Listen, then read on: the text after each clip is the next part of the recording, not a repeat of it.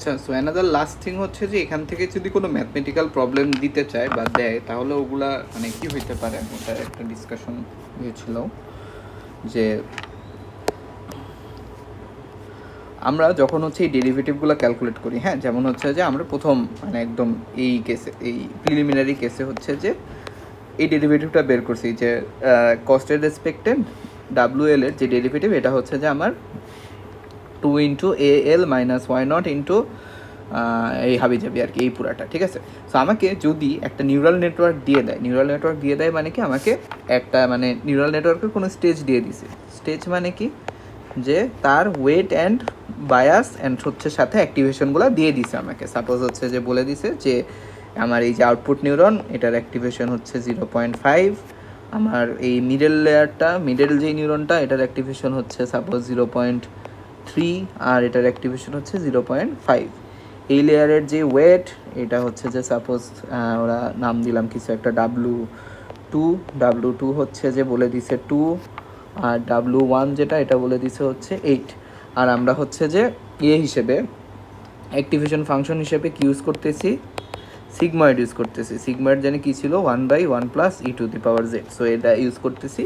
So এগুলো যদি আমাকে বলে দেয় তাহলে হচ্ছে, আর আমাকে বলে দিছে যে আমার আউটপুট যেটা চাই সেটা হচ্ছে 0.9 সাপোজ, এই সবগুলো ইনফরমেশন আমাকে দেওয়া আছে যে আউটপুট চাই হচ্ছে 0.9, আর প্রতিটা অ্যাক্টিভেশন অ্যান্ড ওয়েটের ভ্যালু দেওয়া আছে। সো অ্যাক্টিভেশন আর ওয়েটের ভ্যালু যদি আমার দেওয়া থাকে, তাহলে আমরা এই যে প্রতিটা ডাব্লিউএল এর রেসপেক্টে যে ডেরিভেটিভগুলো, এই ডেরিভেটিভগুলোর নিউমেরিক্যাল ভ্যালু ক্যালকুলেট করতে পারবো না এখান থেকে, যে আমরা প্রতিটা ভ্যালু জানি যে আমার এল দিয়ে দিছে। সো এল কোনটা, এল হচ্ছে যে এই যে এটা হলো 0.5, এটা হচ্ছে দিয়ে দিছে, এটা হলো আমার এ অফ এল।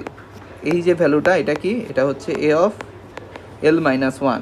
এই ভ্যালুটা কত, এই ভ্যালুটা হচ্ছে এ অফ এল মাইনাস টু। এই যে ওমেগা 2, ডাব্লু টুটা হচ্ছে ওই যে ডাব্লু এল, আর এটা হচ্ছে W L minus one.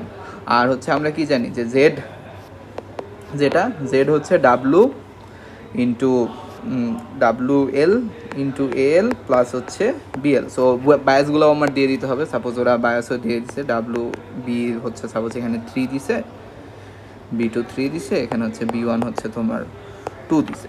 So আমরা এখান থেকে সব যতগুলো ভ্যালু আমাদের লাগবে সবগুলো বের করে আমরা হচ্ছে যে প্রতিটা ডেরিভেটিভের কি নিউমেরিক্যাল ভ্যালু হচ্ছে ক্যালকুলেট করতে পারবো। এটা নিউমেরিক্যাল ভ্যালু ক্যালকুলেট করতে পারবো, এটা নিউমেরিক্যাল ভ্যালু ক্যালকুলেট করতে পারবো। সো সবগুলোর হচ্ছে নিউমেরিক্যাল ভ্যালু ক্যালকুলেট করা পসিবল যদি হচ্ছে আমাদের ওয়েট অ্যান্ড বায়াসের নিউমেরিক্যাল ভ্যালুগুলো দিয়ে দেয়। সো এভাবে হচ্ছে নেক্সট কেসেও, নেক্সট যেই কেসটা দেখালাম এখানে যদি আমাদের এই সিম্বলগুলোর পরিবর্তে প্রতিটা নিউমেরিক্যাল ভ্যালু দিয়ে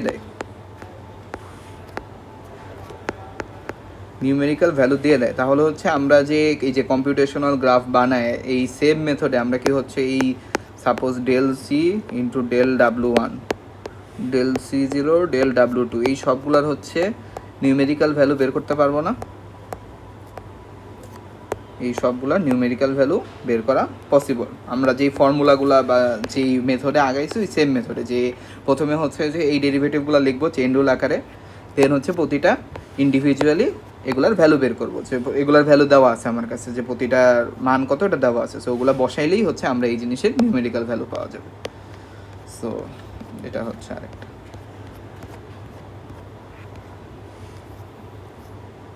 সো এটা প্র্যাকটিস করতে পারো এই হচ্ছে ভ্যালু দিয়ে নিজে নিজে, তাহলে হচ্ছে আরও ইমপ্রুভ হবে।